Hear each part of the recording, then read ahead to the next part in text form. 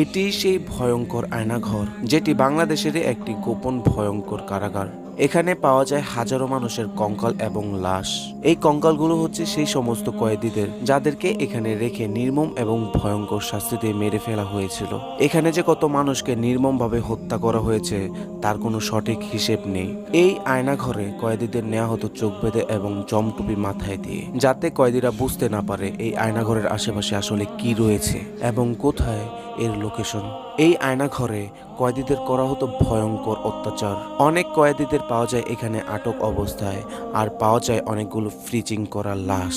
এই আয়নাঘরের বীভৎস দৃশ্য দেখার পর আপনার গায়ের লোম দাঁড়িয়ে যাবে। এখানে কয়েদিরা কল্পনাও করতে পারে না যে এটি একটি বাংলাদেশের মধ্যেই তৈরি করা ঘর। যাদেরকে এখানে আটক অবস্থায় পাওয়া যায় তাদের বয়ান অনুযায়ী বোঝা যায় যে পৃথিবীর মধ্যেই জাহান্নামের শাস্তি দেওয়া হতো এই আয়নাঘরে। প্রথমে যাদেরকে এই আয়নাঘরে রাখা হয় তাদের